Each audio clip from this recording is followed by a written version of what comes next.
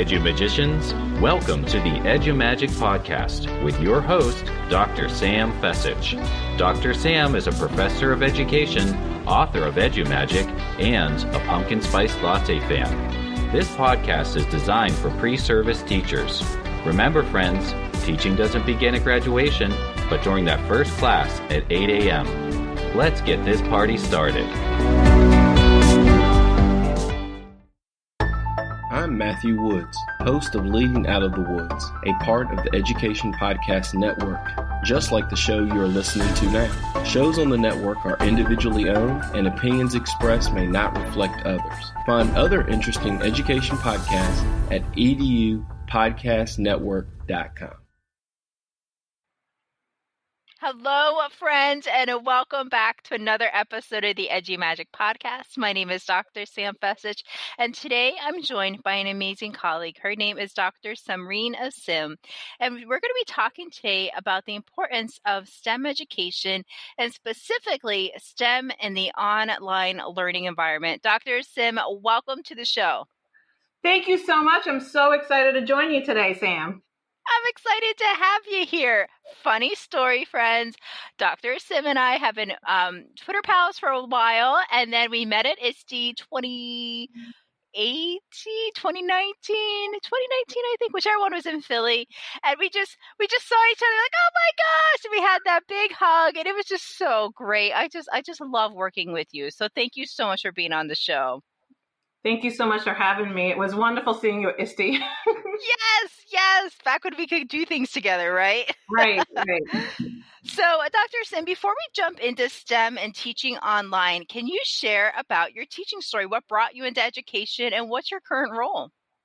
I actually began teaching when I was very young, I guess. I didn't know I was a natural teacher. I was always playing with my dolls and teaching, right? That's where it all started. Yes. And then I found I had a knack. I used to tutor on the side. And then eventually I was actually pre-med at Brooklyn College. And then I ended up changing my route to education. I got a master's in elementary education at Long Island University by the beaches. And that's where my journey started. I was elementary ed and then progressed on and specialized in science and environmental education because I love the outdoors and green spaces and being in museums outside the classroom.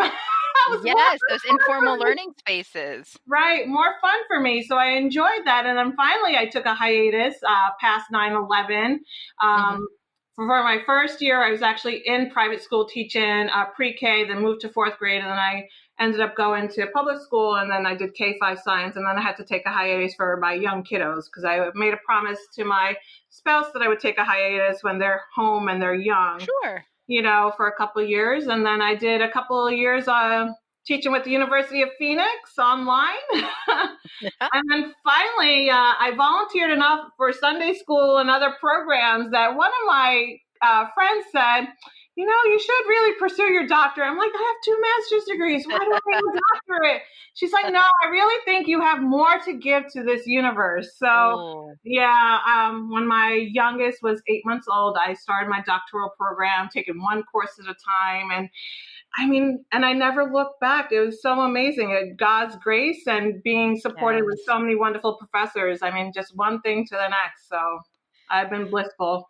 I've been teaching my entire life, I kind of feel. Yes. I love how your friend said you have more to give to this universe. And I feel like that is something that you're always, that mindset, that giving attitude is something you're always giving to your pre-service teachers. Correct. It's lifelong relationships. Absolutely. And, I like your math. Doesn't 2 master's degrees equal 1 doctorate? I feel like it should. I love that. There's so many routes we could go with that conversation, but I'm going to stick to our questions. Okay. So today we're talking about STEM in the online space. Now, I know that we can think of lots of examples of STEM in a traditional learning environment, but what is STEM and what does it look like in that online environment? How is it different? What does it look like? What are the expectations? What does it feel like? I think understanding that science, technology, engineering, and mathematics should be taught together is one of the things that we need to start focusing on, particularly for elementary and early childhood courses. I mean, STEM doesn't happen once they are in junior high and they have to take biology or a specific science class or a math class. It begins in the building blocks, right? Right in pre-K and in our homes. We do informal STEM at our kitchen tables and where we're cooking. So STEM should be taught that way in our classrooms. And I think that what's best for us to remember is all the experience that we give our students in our classroom environments is developing a lifelong relationship with that content area. So if we want them to be civically engaged in making discussions and also making some policy changes, we need to make sure that we're doing those building blocks right in the beginning. So we're also trying to create a better STEM pipeline, because that's a real issue for the United States currently, that we don't have enough people in the STEM workforce, and we really need to work on that. And that's what educators are going to be doing in their classroom, is they're going to prepare the future generations, even if you're in pre-K or fifth grade. I mean, all the experience is in those fields are going to really matter in their clinical experiences when they're in classrooms. So the essence is the same. Have a memorable experience. Make sure it's content driven, but you also are making sure that we're using those skills that they always should be using, where we're having kids talk to one another. They're collaborating and learning to listen to one another. They're thinking together. And you want to always flourish that creativity and innovations aspect in that, no matter if it's face-to-face classroom, hybrid, or online. So I always look for experiences that are interactive, not passive. You want to be actively engaged, no matter your context. So that's where we start. That's where you start jumping in and diving in. How can I make the experiences meaningful and lifelong and memorable for them to continue this love over the years? Now, I love how you talked about we start at the building blocks. We start with pre-K because STEM doesn't begin when they hit middle school. They're taking that bio class.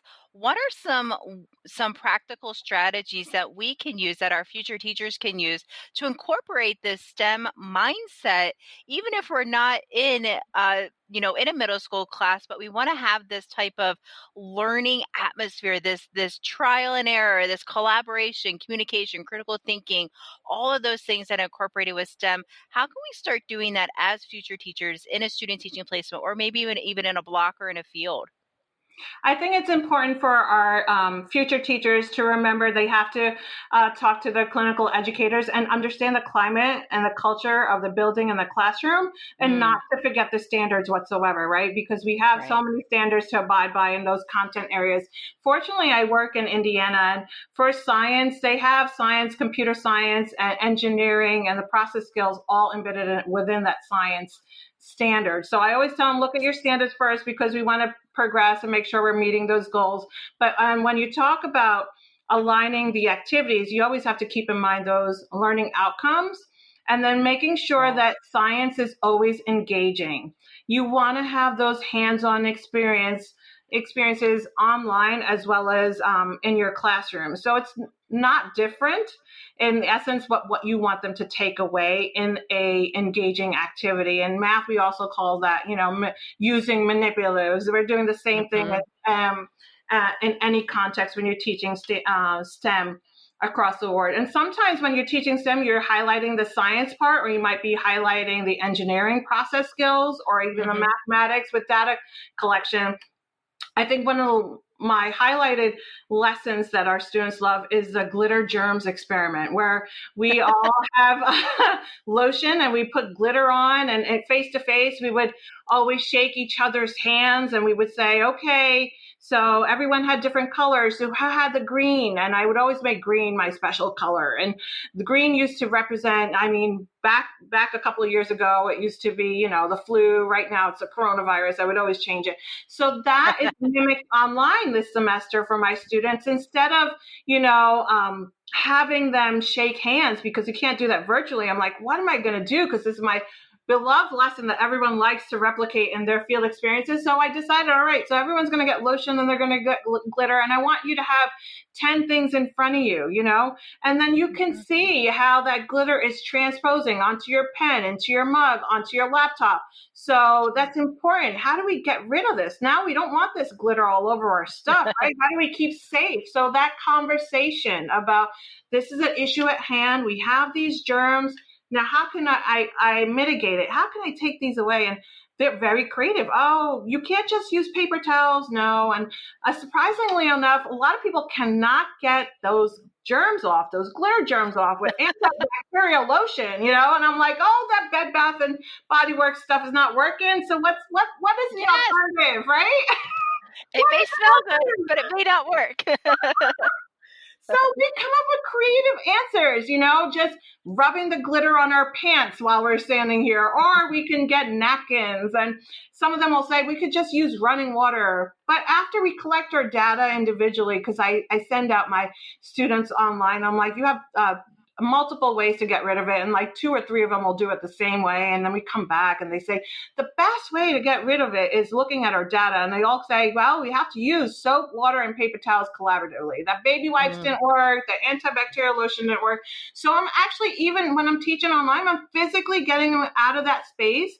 And I'm still doing the communication, right? So we can do it in their space. I think even with these live classes, you have multiple things that the students could do. The bathrooms are closed by, they're able to do all that stuff. So we're still keeping that it's minds on and hands on. It's still engaging, but we just have to think a little bit smartly about how can we do this if we're not even face to face. And the same data collection is going on. So I think we're just replicating it in a different way. So our creativity as educators is highlighted. How can we do the same thing in a different space? I just love that because I still believe in hands-on, even with I have activities where we're building, some kids, they have STEM kits. I give my teacher candidates STEM kits.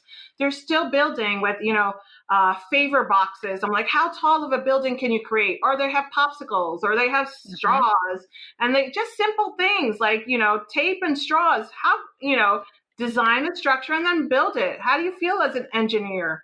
What would you do? It's not that stable. So still mimicking some of the processes and skills that we would traditionally do in a classroom, but just an online venue. I love all those strategies, and I can hear your passion and excitement for teaching these topics to our future teachers, because it is critical that they understand STEM and what it looks like in the classroom, what it looks like in the online space. I love the idea of minds-on, hands-on learning for these topics and to engage our students pre-K through 12th grade in these areas of STEM development. This is fantastic. Love and enjoying sharing some of these ideas with all of you. Awesome. So you talked about a few things in the STEM kit, but do you have any other tools that you recommend that help engage the learners in understanding the STEM processes, understanding the thinking behind STEM? I'm going to give you a couple practical things that may be possible. Great. I was fortunate to secure some grant funding in order to create STEM kits at home. So I was able to give my future teachers multiple things. They were laser pointers where thermometers actually where they can go outside and take the temperature of something under the shade or maybe something in the blaring sun. That may not be possible. I also was able to secure funds for merge cubes as well. So not everyone's going to have the luxury, right? So let's talk about a few things that may help you get going that are free and online. I love using explore.org. Explore.org is a website where you can see live webcams in nature. You can see cams in the bird's nest. You can see, my favorite one is always with the bears eating salmon. There's also some things with Hawaii. There's other cameras set on coral reefs. I think that students at such a young age love observations, right? So if we are living in apartment buildings or we're living in a situation where we cannot go and see these things, you can bring it to them using this space of explore.org. And you can also make this as an extend activity. Like we learned something about, habitats, but now let's explore 5 different ones online? What do animals in Arctic spaces look like? What do animals look like in the rainforest? I think that's one of my favorite tools, and I get oohs and ahs at it. And my teacher candidates love exploring it on their own before I give them the objective for the day. Like as soon as I get on, I give them an iPad with explore.org. I'm like, explore that for a few minutes before we talk about, predator-prey relationships, or we're talking about anything related to animal behavior. So that's one thing that I love to share with my candidates. Lately, one of the highlights of all my classes is using Google AR, and you can find 3D come alive things on that. And I would suggest you doing that on your own time. And if you just Google lion, and if you scroll down on the web page for Google, you can see, and you can tap that you want to see something on 360 views with your iPad or even your phone, and that will come to life in your space. Augmented reality is wonderful for that. And then you can talk about characteristics of the animal. Where do you think this animal should be? It's currently in our living room. Will it survive in our living room? What does it need to survive? Oh, it needs to eat other things. Well, we don't have other creatures that it would naturally eat. What should it eat? What would the lion want to eat? What kind of area and habitat would they like to be? Yes, this is not so much as manipulating, magnets, but this is another way to have that engagement with science in that online space. A Nearpod is another classic that I love. Yes. That has 360 views. I mean, that's amazing. You can be in the ocean in 2 seconds. So why not use that? I mean, there's so many tools out there, depending on what content, what you want to teach, you can bring it to life in your own students' living room or bedroom, wherever they are. So I think keeping in mind what you want to get out of the lesson, you can find tools to supplement what you're teaching. Also, PhET simulations out of Colorado, the University of Colorado has some fantastic simulations that you can use. And I think that it's not leveraged as much in our elementary schools. Yes, I understand that most of the simulations may not be for lower elementary, but I think from 3rd grade above, those simulations would be wonderful for you to use and have them tinker about. They can have little cubes that they're throwing in water, and we can talk about buoyancy and density of wood blocks. So I would encourage all of you to look into even that. I mean, it's a great supplement and a complement of learning. Okay, so as you were talking, I was totally using my phone and searching for a polar bear, and had him appear in my living room. Super fun. Love this. I'm like, okay, I got to try this out now. And I'm writing notes about the other websites I need to explore, like explore.org, and then the PhET simulations. Yeah, I never thought of that for elementary. I always thought of that for middle and high school, but absolutely you can use those same simulations for our upper elementary friends. And I also remember with Sam, I'm sorry to cut you off. Google AR also has things that are with ionic bonds and covalent bonds. Like first, I was just only looking for animals, right, on AR. Yeah.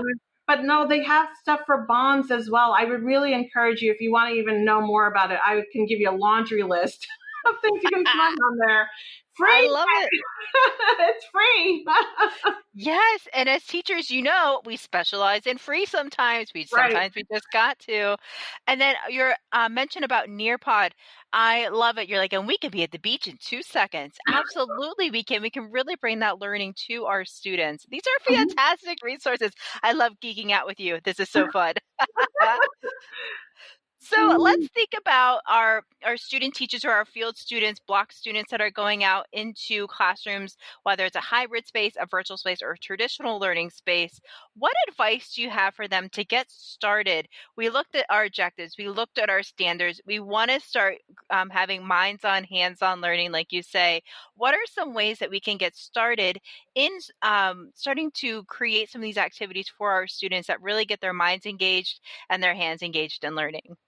I would encourage people that are not very comfortable or not as savvy in science and STEM to really leverage the National Science Teacher Association. They have a wonderful pre-service educators incentive. I think it was very minimal. I used to have our students sign up for when it was $25 for an academic year. I think there's a free platform currently. They have a learning center where they already have lessons that are already designed. I also tell my future candidates that once you've taken a science and STEM methods course, you're my kiddos for life. Always come back to me. I will find resources for you. And also have a wonderful relationship with your librarians. They love researching. They love researching. They will find you wonderful lessons. They will find you ebooks. Currently, I know that was a big concern. I'm like, they can't check out books like they normally do. What can we do? And she's like, we'll get you ebooks or we'll get you audiobooks. So I think using those resources around you is important. There's probably a nature center by you or a science center by you. Reach out to them for some lessons because they may already have lessons that you can make your own. I also love NSTA Picture Perfect STEM and Science. I also tell my teacher candidates that you're going to get a plethora of resources from everyone around you. Start a Wakelet for everything that you want to, right? Yes. Curate that.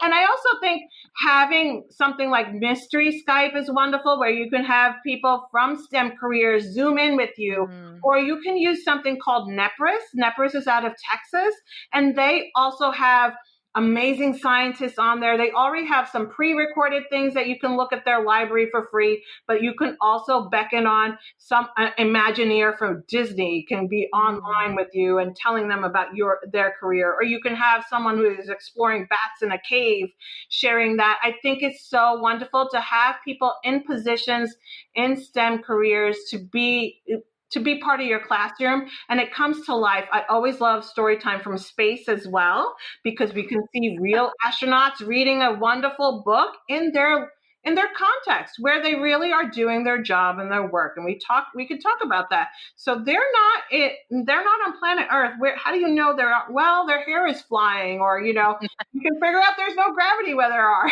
They could be floating. I think that's important for us to remember, that there's plenty of resources, but we need to stay organized and have those curated somewhere, and always have dialogue with everyone, what worked, what didn't work, and how can you do things better, reflecting on how, well, I had that lesson rolling, but the assessment didn't go over so well. So be flexible as you're growing as an educator. You've mentioned so much in that question. So you talk about curating content over in Wakelet, and that's a really free, easy tool for students to curate images, videos, links, PDFs, put it all in a Wakelet. You talk about the power of reflection. Talk about and have that conversation with cooperating teachers, with the students themselves. Hey, what did you enjoy about this experience? If I were to do this again, what do you think I could do differently? How could it be better? What else can we do to explore this topic? Sumreen, this was amazing. I loved it. I so enjoyed my time with you today. How can my audience reach out to you when they have some questions about incorporating STEM? I think the best way is on Twitter, right? That's how we met. Yes. DM me on Twitter. I think the best way to connect. I would love to talk STEM. I am available and willing to engage in conversations, even pop into your classrooms if you need it, or have a sidebar conversations. I love STEM, and you can just get me a cup of coffee and I'll keep going. Yes, I love it. I love it. Thank you so much, Sumreen, for your time today. And friends, you can connect with her over on Twitter at DRSUMREEN_STEM. Dr. Asim, it's been awesome. Thank you for your time. My pleasure. Thank you so much.